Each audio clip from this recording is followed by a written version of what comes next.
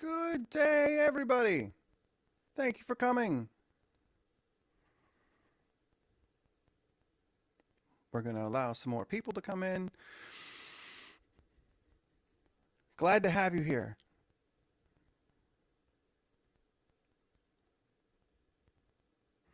I am Chuck McGee III. I am an Oxygen Advantage Master Instructor, and I cannot wait to talk to you about posture and biomechanics. Well, as it applies to all things, but specifically for the running 5K challenge. Nasal focused, of course.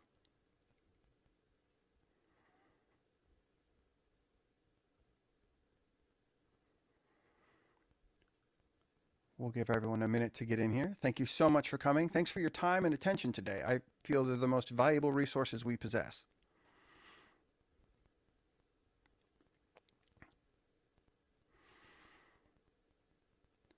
So, we ready? Welcome, everyone. If you'd like, let us know where you're from. Let us know what you'd like to get out of today's session.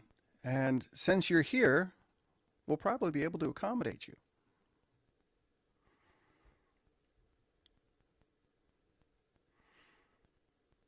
All right.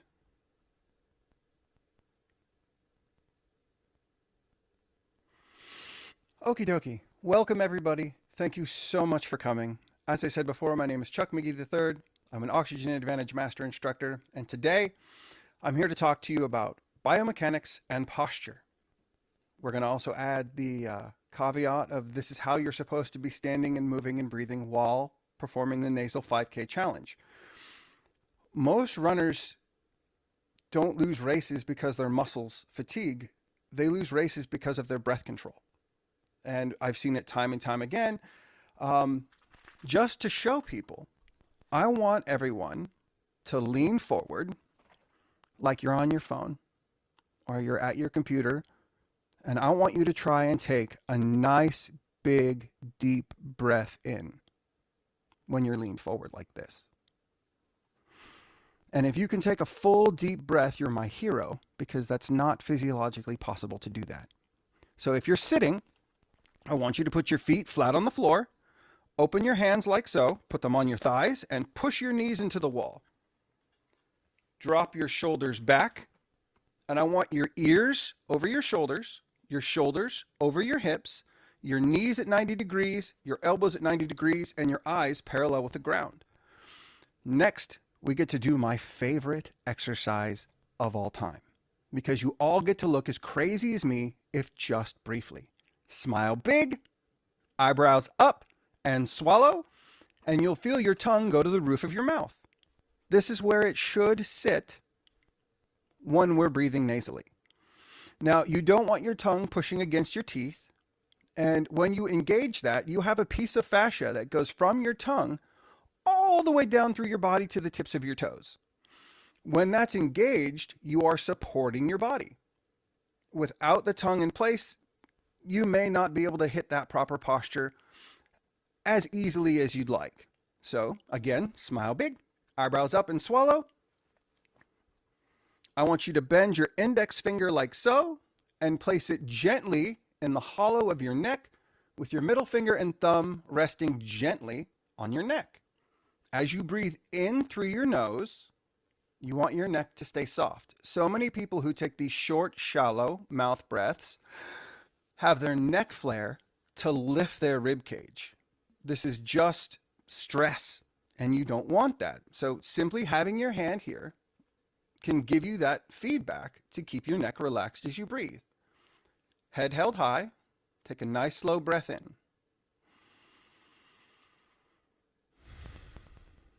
How's that feel?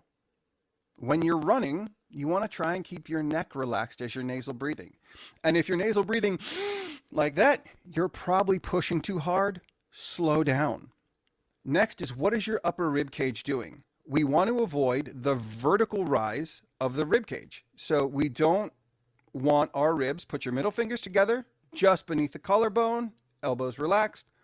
As you breathe in, this is a suboptimal breath. Everything rises vertically. Now that's over dramatic, of course, but it's still what I see in most people. As you take a breath in, you can take your thumb and put them behind your pectoral muscle if you like and leave your elbows out. Push in right behind those pecs. And if you're pushing to a point where you're like, this feels a little uncomfortable, congratulations, you're doing it correctly. Focus on that discomfort. Keep your jaw relaxed, keep your head held high, and gently through the nose, as you take a breath in, allow your ribs to open laterally. I'm not moving my hands, my ribs are moving them for me. So as I take that nice lateral breath in, the sternum moves like an old-timey water pump handle. The ribs open, allowing the lungs to inflate. Next, take your thumbs, find your lower ribs right down that center line.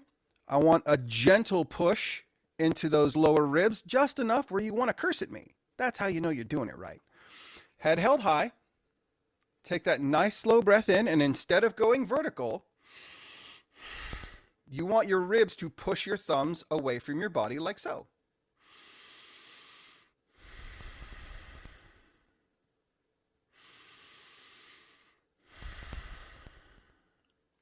Now, this is a biomechanical breath, a lateral expansion of the lower ribs, lateral expansion of the upper ribs, soft neck, tongue to the roof of the mouth, jaw relaxed.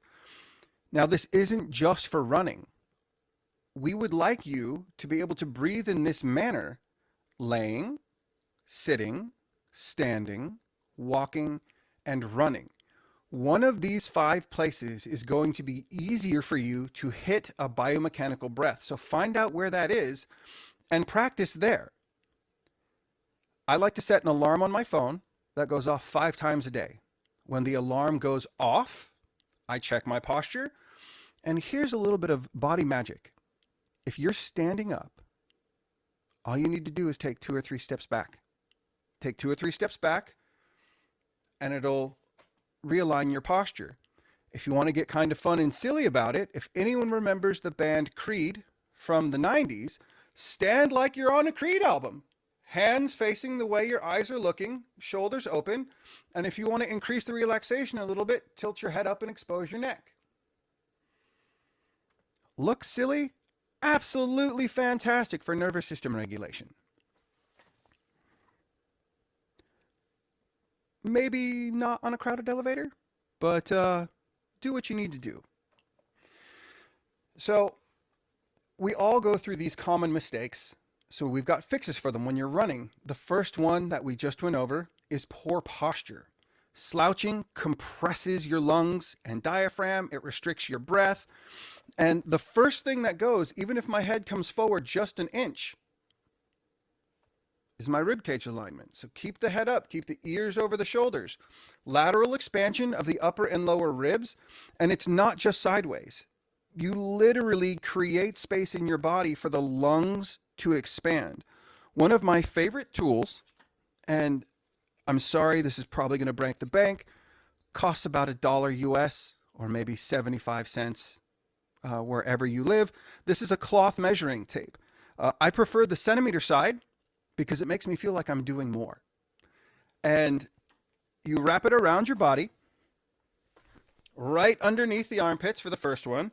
And you'll notice that if I take an improper breath and go vertical, I don't create any space. But if I take that correct lateral breath,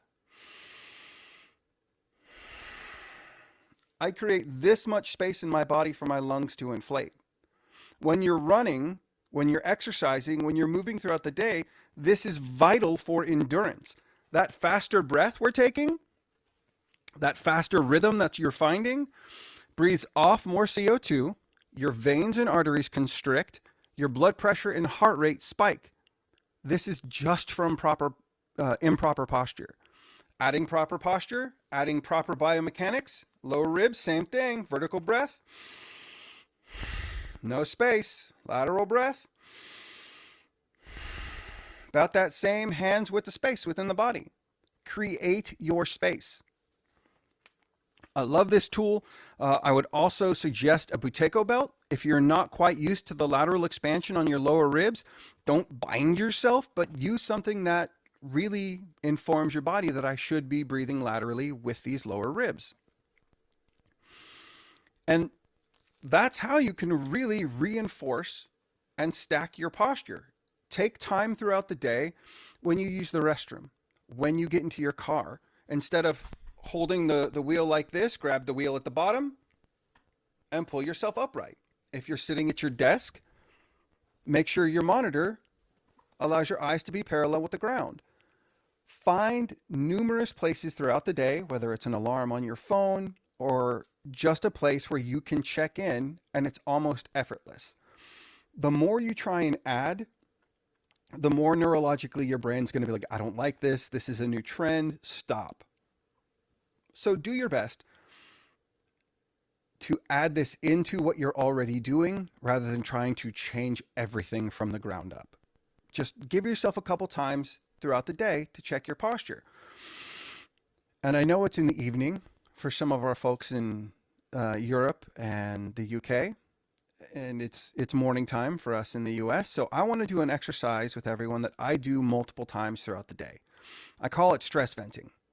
And open your hands, relax your jaw, have yourself sit tall, ears over shoulders, eyes parallel with the ground.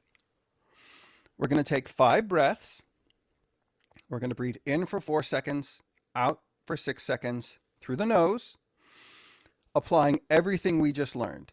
Tongue to the roof of the mouth, jaw relaxed, soft neck, lateral expansion of the upper and lower ribs. Here we go. I'll count, just breathe with me. In, 2, 3, 4. Out, 2, 3, 4, 5, 6. In, 2, 3, 4. Out, 2, 3, 4, 5, 6. In, 2, 3, 4.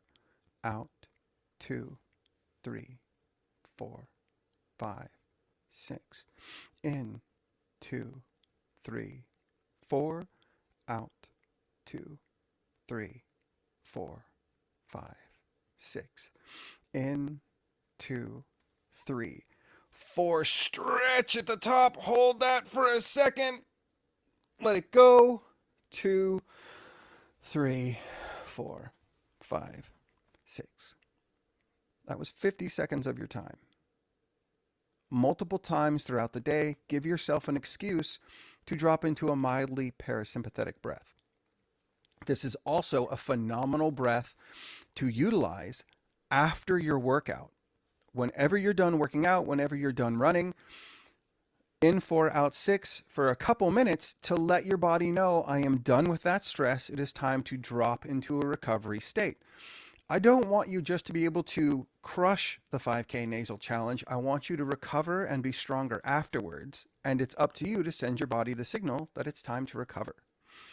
So whether it's a stressful moment in the office, you're finished with a workout, bookend that experience with a parasympathetic breath, which is just an exhale that is 1.5 times longer than your inhale. I like in 4, out 6 personally. And let your body and mind know that that situation is finished. Believe it or not, you're going to recover a bit faster. Give it a shot. Next, one of the worst issues I see when people start to run, probably about halfway through, is they really start chest breathing. Instead of finding that nice, gentle nasal breath that allows vasodilation, allows better delivery of oxygen, better recovery of CO2 throughout the system, they start breathing faster. And while yes, that does give you 100% of human athletic output, it does come at the cost of your endurance. So if it's the last 10 feet of your run, maybe not so bad, but it's not necessary. Most of our athletic output can be done nasally. And one of the ways to fold this into what you're already doing is to count your steps and your breath. So if I'm jogging, I take 4 steps to an inhale, 4 steps to an exhale.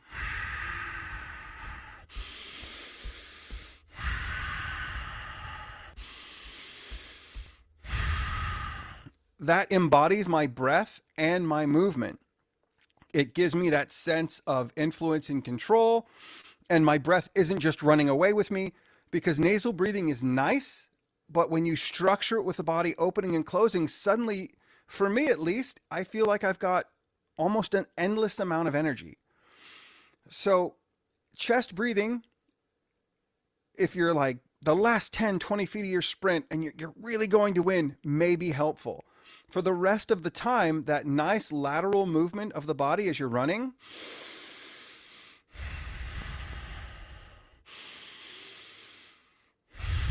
with your neck soft, your body held high, is going to allow you to keep the endurance and strength to keep going. Now, if your bolt score is a little higher and you're like, I can do that without any problem, maybe try holding your breath for 5 or 6 steps on that neutral exhale. It can be as difficult or as easy as you'd like.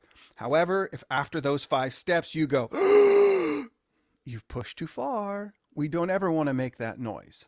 So nice and calm, controlled, and relaxed as much as you can. And if you're at the beginning of your journey and you're like, I don't know if I can run just nasally, that's okay. Let's practice walking around the block with a nasal breath. It's a great place to start. In for 4 steps, out for 4 steps. Getting your posture down. If you're not used to doing this, really getting the foundation down, walking and moving slowly, is only going to pay dividends when you start jogging and running. So start slow. Start with a walk down the block. Can you do that nasal breathing? And if you can't walk down the block nasal breathing, maybe take some more time, improve your bolt score before you try running. This isn't an overnight thing. Just because we said, try the nasal breathing 5K challenge doesn't mean I can do it tomorrow. It takes time. It takes time, it takes effort, it takes energy, but you can do it. So with that, the cue I want you to remember is run tall, not tight. You want your jaw to be relaxed. You want to imagine there's a string pulling you upright. You want to run in that correct posture. And if this is not something you've done before or you've practiced before, one of the big tips I can give you is push with that big toe to stabilize the body, to really engage the glutes. They're one of the strongest muscles you've got in your body. Please use them. So don't slouch. And if you find yourself slouching, you find yourself mouth breathing, that's okay. Slow down, stand tall, recover, and then see if you can step back into that exercise. For, non-running exercises like, say, swimming, you still want that lateral and biomechanical movement within the body. So I actually have more reach if I am taking that lateral breath. So if I'm swimming and have to take that lateral breath, I'm still breathing biomechanically correctly. So don't sacrifice biomechanics because you have to shift where you're getting the air in because of the exercise you're executing. Remember, that movement is only going to pay dividends over time. Don't bring that stress into your body. Allow it to move in a way that's more productive and helpful for you.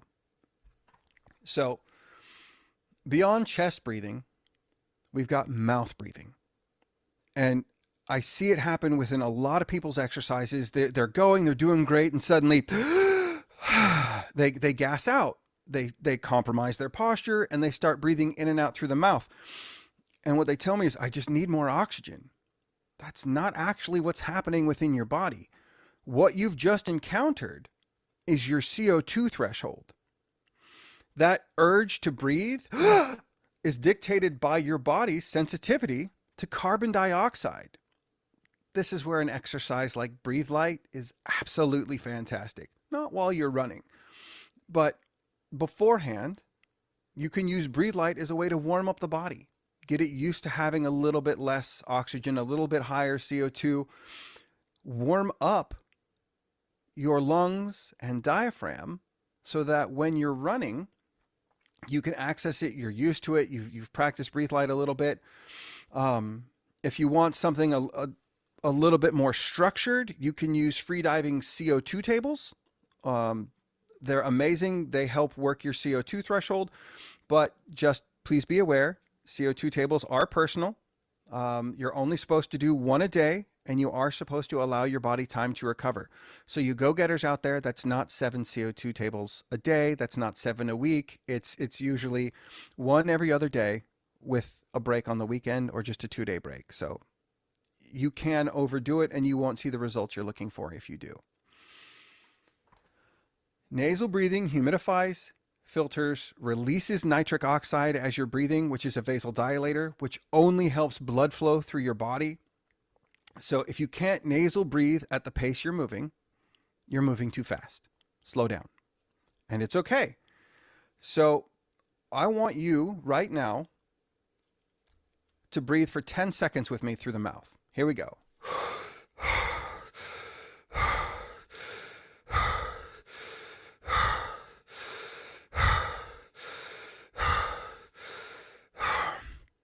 Anyone feel better? Anyone feel awesome? Like this is the way to start the day? Stop what you're doing.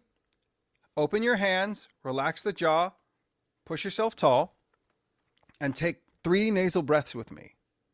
1,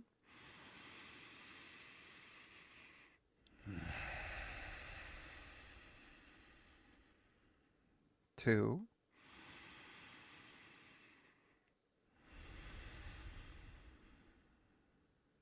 3.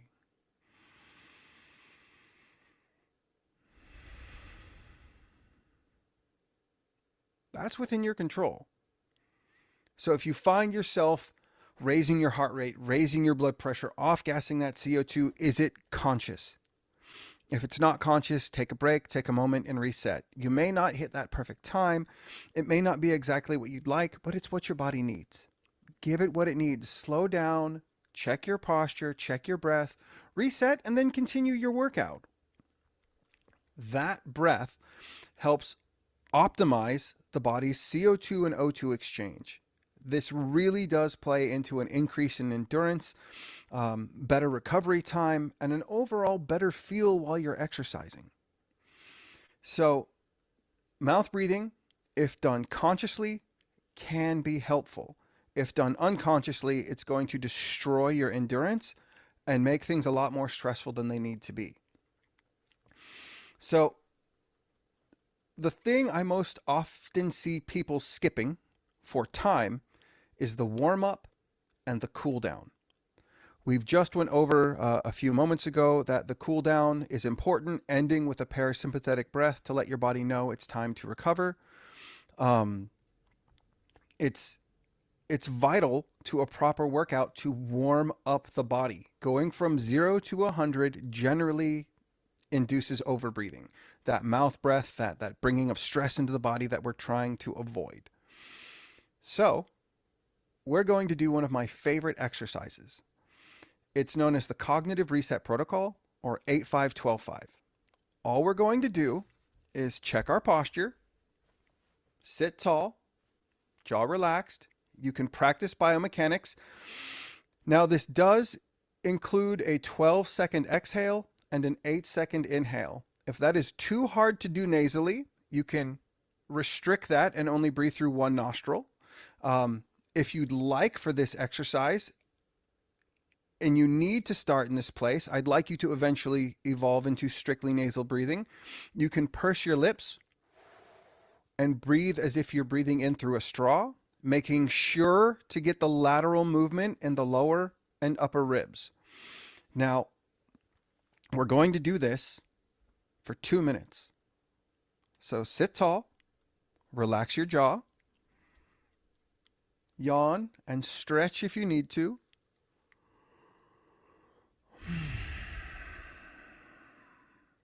And I know you've got 2 minutes before your workout to warm up your body. So here we go, everybody. And it's okay if on the first round of this, your body is getting used to it. It will get easier as you progress. In, 2, 3, 4, 5, 6, 7, 8. Hold, 2, 3, 4, 5. Out, 2, 3, 4, 5, 6, 7, 8, 9, 10, 11, 12. Hold 2, 3, 4, 5. In 2, 3, 4, 5, 6, 7, 8. Hold 2, 3, 4, 5. Out 2, 3, 4, 5, 6, 7, 8, 9, 10, 11, 12. Hold 2, 3, 4, 5. In 2, 3, 4, 5, 6, 7, 8. Hold 2, 3, 4, 5. Out 2, 3, 4, 5, 6, 7, 8, 9, 10, 11, 12. Hold 2, 3, 4, 5. In, this is going to be our last one. 4, 5, 6, 7, 8. Hold 2, 3, 4, 5. Out 2, 3, 4, 5, 6, 7, 8, 9, 10, 11, 12. Hold 2, 3, 4, 5. Take a nice slow breath in. You can use this for warming up. You can use this before a meeting. You can use this after a meeting. This is one of the things I do throughout my day to slow everything down and reset.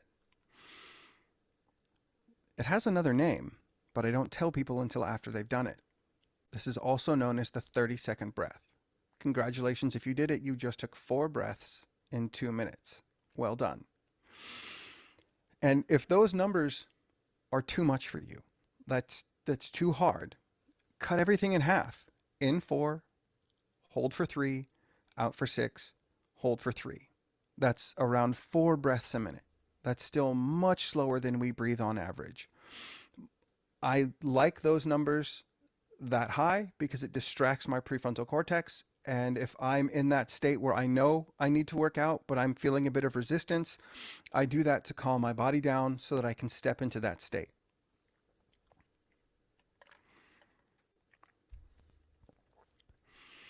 So many people confuse comfortable and relaxed. If you're sitting in a way that feels comfortable, realize that might not be optimal. The body is looking for easy, not optimal. Optimal takes conscious intervention. So if you find yourself sitting suboptimally, do your best to gently correct it. If you find yourself running suboptimally, it requires a gentle course correction. Don't be super rough on yourself. Don't be hyper fixated on it. Just gently correct and step into that proper posture as it suits you and as it fits you. There's no reason to beat yourself up over this. Like, oh my God, I'm such a failure. This is my job, and I catch myself mouth breathing sometimes. I'm going to be gentle about that, and I'm going to correct to a nasal lateral breath when I find myself in that situation. So again, if 8, 5, 12, 5 is too much, try in 4, hold 3, out 6, hold 3. Those gentle holds are kind of where the magic happens, in my opinion. It gives your body just a moment to incorporate. That being said, if you find yourself getting too tense right now, I want everyone just to stretch and take a deep breath. Look up.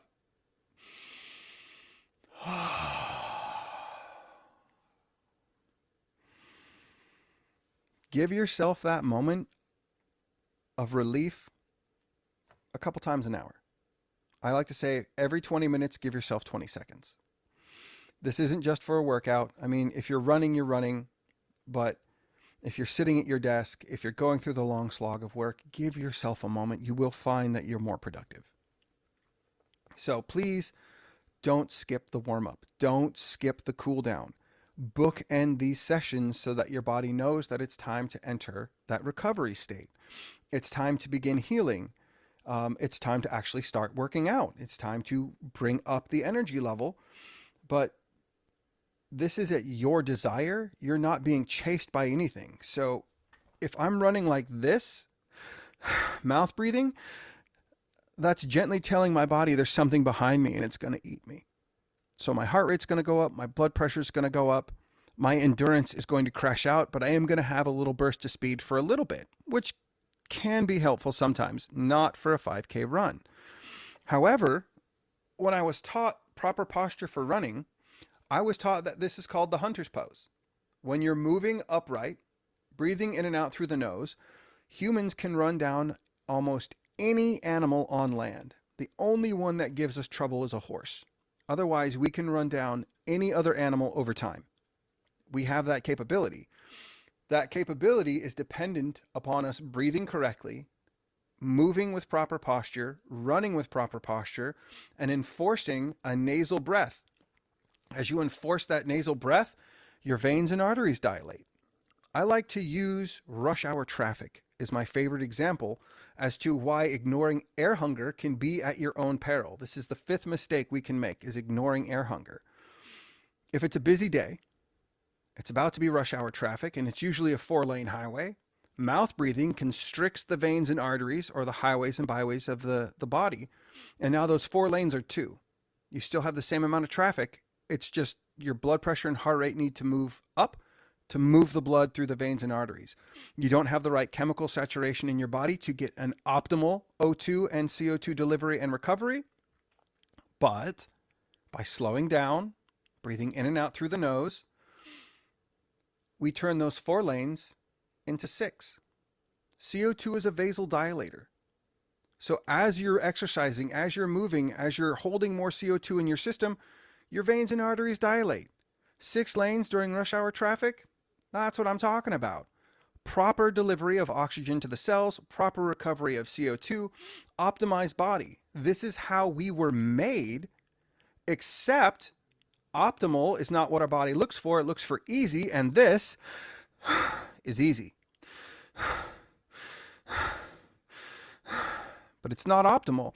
Work that CO2 threshold, whether it's through Breathe Light, whether it's through CO2 tables, whether it's through whatever you find advantageous to strengthen that CO2 threshold. Step into it, and you actively have to do this. I don't know of another way to reduce your minute ventilation besides working your CO2 threshold. I can consciously do it. I can slow my breath down when I'm paying attention to it. Anyone here want to pay attention to their breath 24 hours a day? Every single breath, even while you sleep, just to make sure you're breathing slow? Anybody? Because I don't. And to that end, I really enjoy mouth taping. Now, if you have TMJ or a disorder of the jaw where you can't keep your mouth closed, that's fine. If you've never mouth taped before, maybe try it an hour before bed so that you can make sure you can nasal breathe before you go to sleep. And the reason I love mouth taping so much is because I get to work out when I sleep. Who doesn't like training when they're napping? I think it's absolutely fantastic. Myotape is one of my favorites. They have stuff for people with a goatee as well. It just sits around your lips and keeps your lips gently closed at night. Try it for a little bit, and it's not just that nasal breath. It's your CO2 threshold really impacts your cadence. If I'm breathing quickly, you can hear the obstruction. If I'm breathing nice and slow, no obstruction. The only way that I know how to slow this down unconsciously is to work your CO2 threshold. Not necessarily the most comfortable exercise we're going to tell people to do. And when you do find your CO2 threshold, that's you mainlining fear. Look at that. You get to experience fear right at the base level of your brain, and it usually looks like this. So if you find you've hit that point, that's okay. We were looking for it. We want to gently push up against it, which is why Breathe Light is such a fantastic exercise, because you're gently looking for where your body becomes sensitive to CO2 without fully stepping in. One of the drawbacks of doing the CO2 tables is you may walk headfirst into that wall. So buyer beware. And I find Breathe Light to be one of the harder exercises to really understand. So I'd like to go over that with everybody today. Yes, we're practicing a lateral expansion of the upper and lower ribs. So as we're here, I want everyone to take a nice gentle breath in, neck relaxed, jaw relaxed, tongue to the roof of the mouth. Let it out. Keep the body relaxed and just wait for that gentle urge to breathe. When that gentle urge to breathe finds you, I want you to take a slow breath in through the nose, just to the point where you almost satisfy that urge to breathe. You're not quite satisfying it, so take that gentle breath in. Stop when you almost satisfy that urge to breathe and let go. You're trying to cultivate a constant, gentle, about a teaspoon of air hunger urge to breathe. If you have to take a gasp in, you've gone too far. This can be achieved by waiting between breaths, by not taking as full of an inhale as you normally do, but you want to be gentle. You want to keep the body relaxed as you're doing this, so you're cultivating a minor stress while consciously relaxing the body around it. This is one of my favorite paradoxes to work with. So sit in that place 10, 15, 20 minutes. Exercise your body sensitivity to CO2. It pays vast dividends. You cannot take a proper breath without proper posture. You cannot be in proper posture without a proper breath. All of this hinges on your CO2 sensitivity and lowering the amount of breaths you're unconsciously taking per minute. I can be in proper posture, I can take a proper breath, but if I am unconsciously breathing faster than I metabolically need, even through my nose, I'm still causing a bit of vasoconstriction and a rise in stress perceived by my body. And now for exercise, for keeping a nasal breath, use tools. One of my favorite tools are breathe right strips. And I do wear these when I sleep. It is ever so attractive. I tape my mouth shut. I wear nasal strips, and oh, that's sexy. Not really, but hey, it works. And I like breathe right strips. You can get them wherever you want. They just keep my nose open for me as I'm breathing. I put it on totally wrong. That's okay. There we go. That's better. You can use nasal turbines. The nasal turbines just sit right here at the base of your nose and keep your nostrils open as you're breathing. So as you're exercising, find a tool that works well for you. It's okay. I like to practice before I really learned how to jog. I practiced hiking with trekking poles to keep myself in proper posture as I move. I wanted to learn how to walk correctly before I could run. And for the first couple times I jogged, I used my trekking poles to keep myself in proper posture. There's no harm in that. Find the tool that works best for you and utilize it. I know people who jog in posture correctors just to keep themselves in this posture. I know people who use a Buteyko belt when they hike just so they can remember to hit those lateral breaths. These tools can be effective. Eventually, you're not going to need them, but in the beginning, it's totally okay. Use breathe right strips. Use the nasal turbines. Find the tool that works best for you. And if you're like, I don't like things in my nose, use breathe right strips. I don't like the sticky. They have magnets. There's so many great devices out there that can help aid you in this quest to exercise nasally. And for all of you out there who are worried, I'm not doing it right. My nose is collapsing and this is so hard.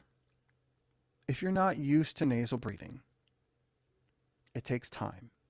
This is a muscle that needs to be exercised. Give yourself a break. It takes a lot of time. It's not a 8-day challenge. This is an 8-week challenge. That's a couple months. So we're not looking for overnight. We're looking for next week. So just be okay with the fact that you may need a little help, and that's all right. So the reason that urge to open your mouth is so strong is when you hit that CO2 threshold, it bypasses your amygdala and goes straight to the reptilian brain. So it does feel like panic. That's a survival instinct. Welcome to being a mammal. Try and stay calm. This is you building that CO2 threshold. So air hunger is a signal of a abundance of CO2, not a lack of oxygen, and that's the adaptation zone. So can you stay in that state consciously while you're exercising? And if you're exercising and you want to curse at me, well done, you're doing it right. It's okay when you hit that state. So you don't want to ignore the air hunger. So you can go back to 8-5-12-5. You remember that slight hunger at the end of that 12-second exhale and during that 5-second hold?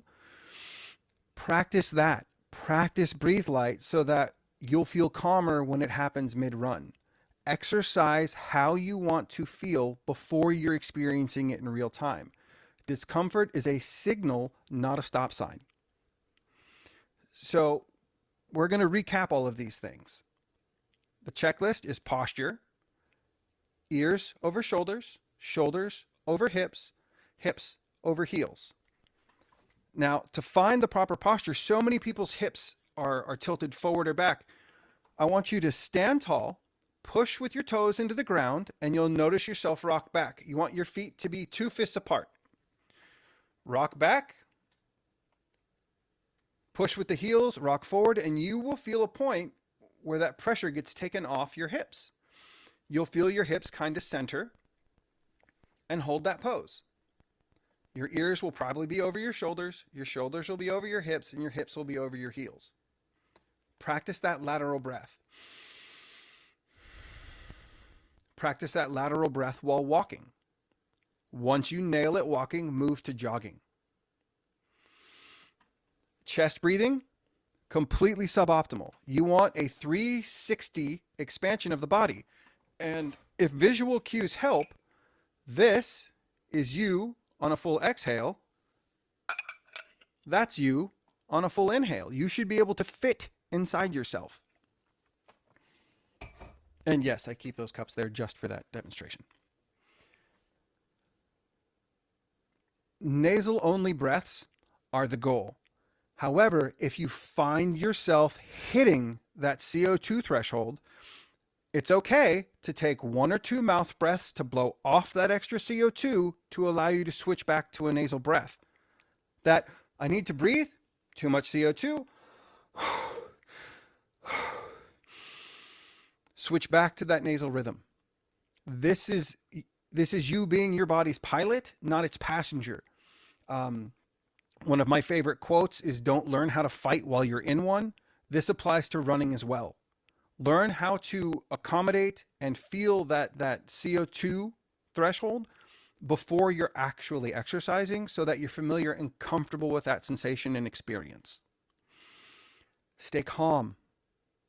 To stay calm, stay in proper posture. All of these things feed on each other and into each other. Keep yourself tall. A string pulling yourself tight. 2 steps back. Remember that album from the 90s? Sit properly in your chair. Give yourself the support you need throughout the day. So 8-5-12-5 for me is a great nervous system reset. Use it pre-run. Use it post-run. Anytime you want to step into that focus and calm. Pick one practice we went over this week. Layer it with the rest of what you're already doing. I don't feel breathwork's about adding complexity. I feel it's about removing friction so that you can move freely. Optimize your posture. Optimize your tongue posture. And if you're having difficulty here, go see a myofunctional specialist. These people are absolutely incredible at training you to put your tongue in the right place. Some breath workers are helpful here. Go see the person who really knows what they're talking about. A myofunctional specialist will rock your world. If you're like, it's just so hard, they'll be able to tell you if you have a tongue tie. They'll help you get proper tongue posture. They'll tell you how your jaw is supposed to be. They can really optimize that nasal breathing rhythm. So if you're finding you have physical difficulties entering these places, find someone who can help you.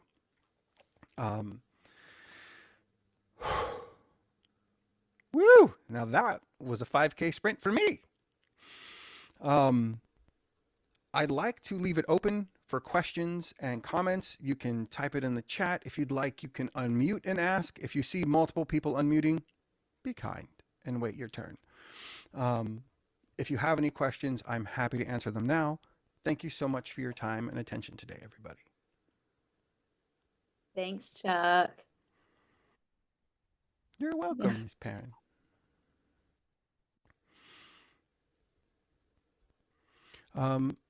All right. This is a great question. My problem is that I get a runny nose, especially when it becomes colder outside. That's normal. That's normal. Run with a tissue. If it's cold, wear a scarf to help keep the breath warm as you're running. It's okay to use tools. Um, it gets better over time.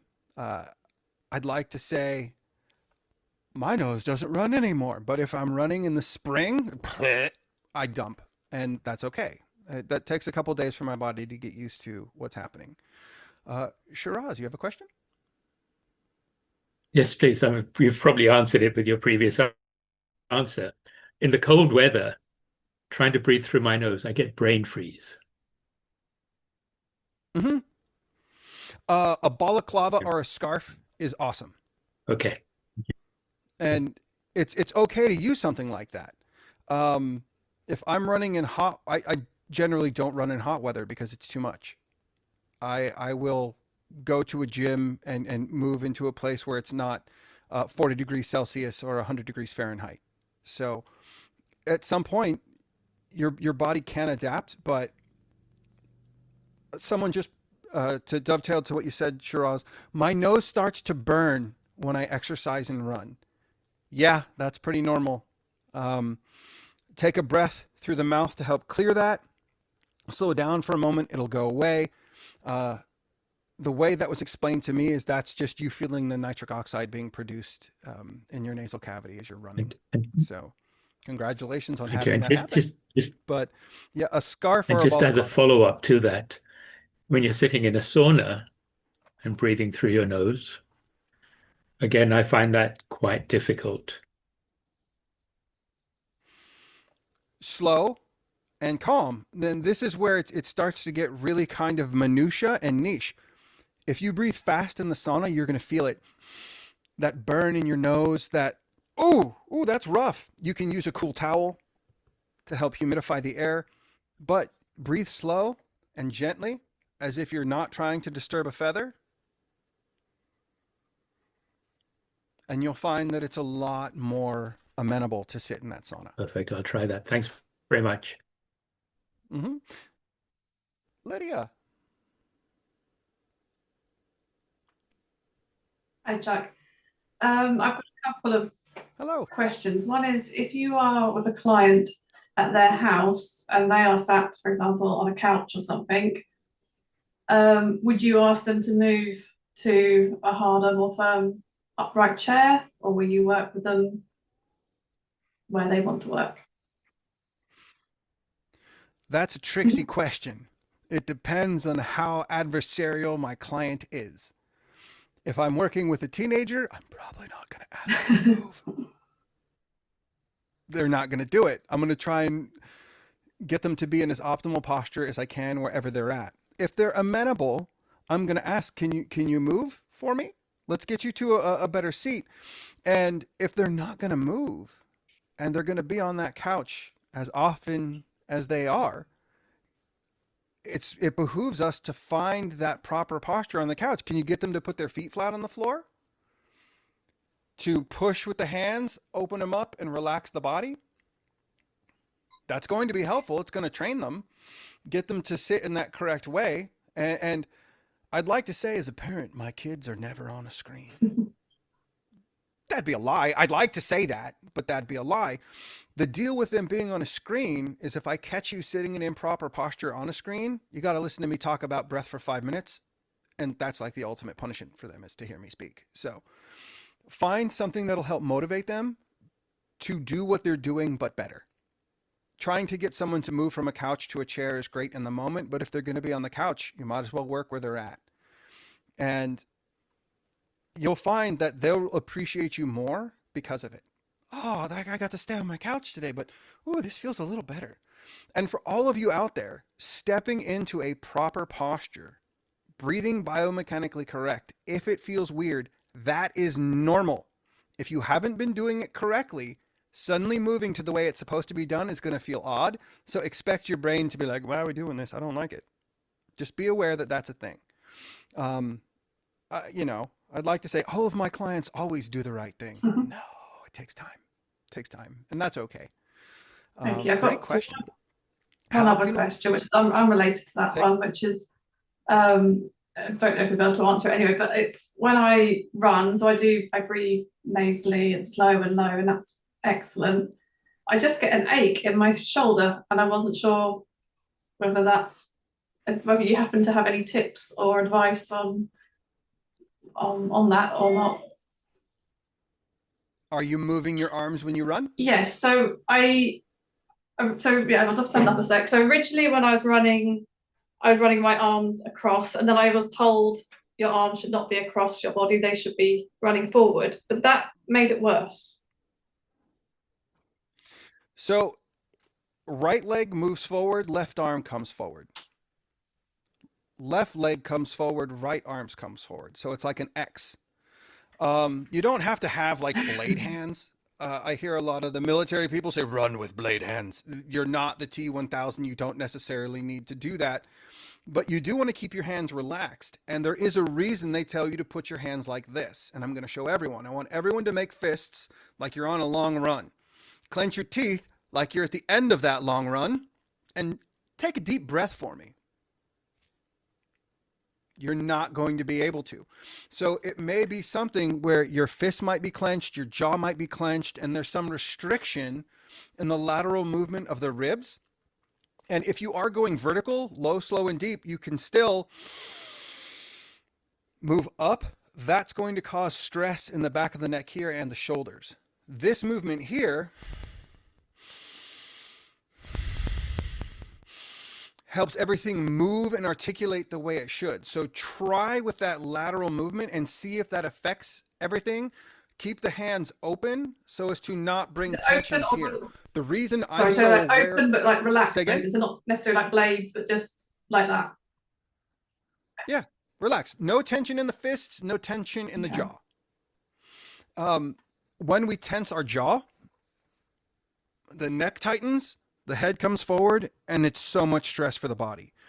So if there's discomfort for anybody, can you walk nice and steady?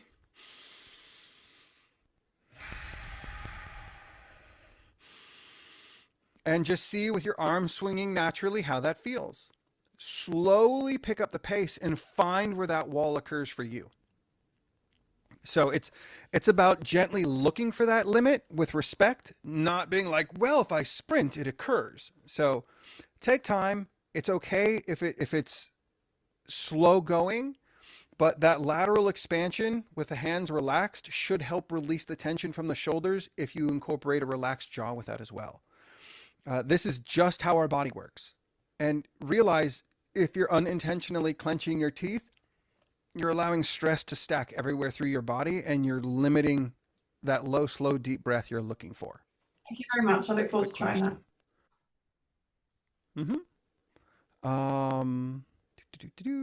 What about people who experience a bladder spasm when trying to work on CO2 tolerance? Be near a restroom. That's it. I don't have anything else for that. Mouth taping at night does help reduce the need to use the restroom at night. And that bladder spasm is completely normal. It is a sign of fear. Like you've hit your CO2 threshold and you're dumping waste so that you can sprint away faster. This is your body assuming there's a big, scary, sharp, pointy teeth monster out there. So it goes, let go of everything. That way I can run faster without the bladder distracting me. So if you know that you have a bladder spasm when you do CO2 training, use the restroom first. Preempt that help. And yeah, that's what I got for that. I don't know anything more than just be near a restroom and use the restroom beforehand. And the more you work your CO2 threshold, the less you should be experiencing that. Can you explain in detail where your tongue should be in the roof of your mouth? Now, For those of you with English as your first language, this example may be very helpful. If English is not your first language, I hope it tracks. Because I'm American, I only speak one. I don't know how to do this for anyone else's fancy word talk. So say the sound t, t, t, t or d, d, d, d, t, t, t, d, d, d. That is where the tip of your tongue is supposed to rest on your mouth. It's about 2 millimeters back from your teeth before you feel your mouth slope up into the roof of your mouth. There's a little bridge right there, a little bit of a gap, and you want to put it right there at the beginning of the gap. Now, say the word ring or thing and hold the ing. Ring or thing. And you'll feel the middle of your tongue go up to the part of your mouth it's supposed to sit at. Now, if your tongue is not going here when you make these noises or you make these sounds, this is where a myofunctional therapist is going to be absolutely integral, because you may have something going on that doesn't allow your tongue to move correctly to the roof of your mouth. So when it's there, tip of the tongue to the t spot, the middle of the tongue to the ring spot, teeth apart, your top teeth and bottom teeth, gently touch, close your lips, separate your teeth, swallow. Now you don't even need to think about how to keep your tongue up there. It's going to be held there with suction. And if you swallow too much and your cheeks go into your teeth, just take a little air and push them away so that you're not biting your cheeks as you're running or exercising. But that's your tongue gently at the roof of your mouth. And if you'd like, you can even press a little bit more and engage these muscles right under your throat. Don't push too hard. You'll give yourself a tension headache, to really help that fascia reinforce your posture throughout your day. A gentle pressing with the tongue can turn a posture that is mildly suboptimal into a completely optimal posture. And this helps you stay in this pose all day long. Gently pressing.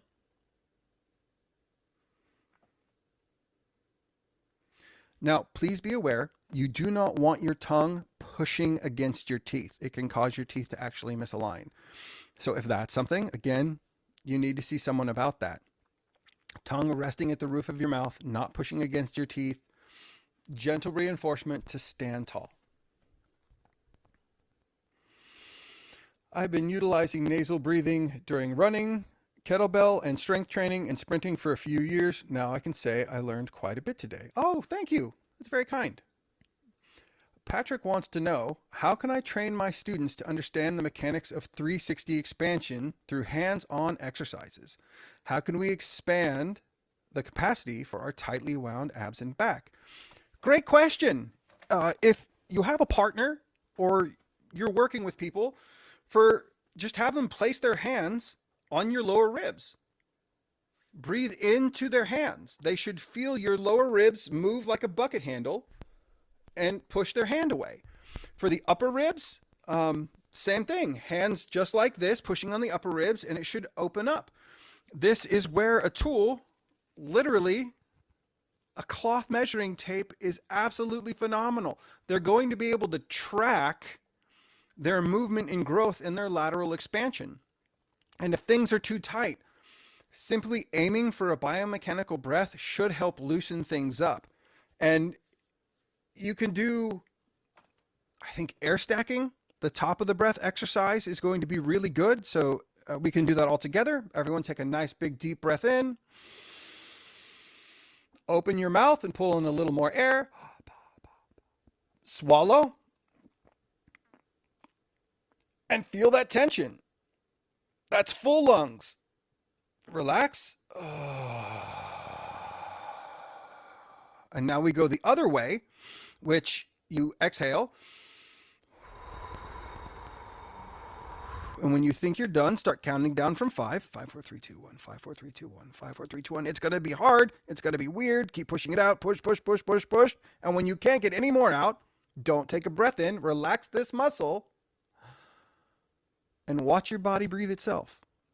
That's called the bottom of the breath. That's a great diaphragm mobility exercise. The top and bottom of the breath. The top of the breath allows it to descend.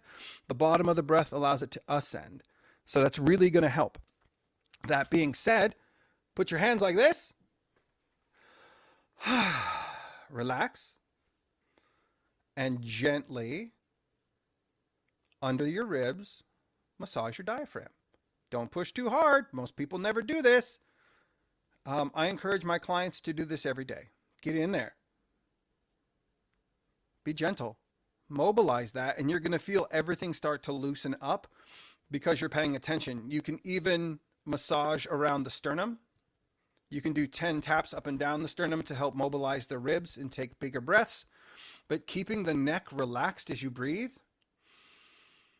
is really going to help loosen everything up here. If you're working with your clients and you're taking those vertical breaths, that's where a lot of the tightness comes from, because my rib cage is static, not dynamic. With those vertical breaths, you want dynamic movement as you're breathing. You don't want that static rise. That's just going to be a lot of tension. Okay, excellent point. Now, as a male instructor, this is not something I would have ever come across, which is why it's important to vet your sources. Kate pointed out, Lydia, if that doesn't help, perhaps check the fit of your sports bra, straps and underbust too. The tight could cause a breathing mechanics to shift. For whatever reason, that's not something I would have ever thought of. I don't know why. It's just not on my radar. So thank you so much. Go ahead. I was saying thank you to Kate. That was all. Appreciate it. Will it eventually go away? I don't know. And that was in regards to the bladder spasm. I have no idea. That is an empirical request for a subjective experience. I'm not sure. It may be better over time, but that's not something that I can tell you for sure, because that would be hubris, and I don't know. So please let me know. I'd love to know if you're finding a reduction using these exercises. That would be most helpful. But those are all the questions. Those are all the comments. Thank you all so much for your time and attention. It was a privilege and pleasure to speak with you today about my favorite topic, breath.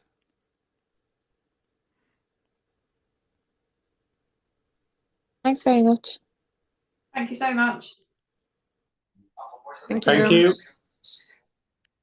you. Thank you, Petrus.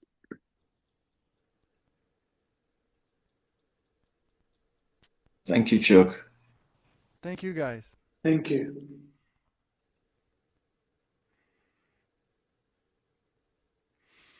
The recording will be made available.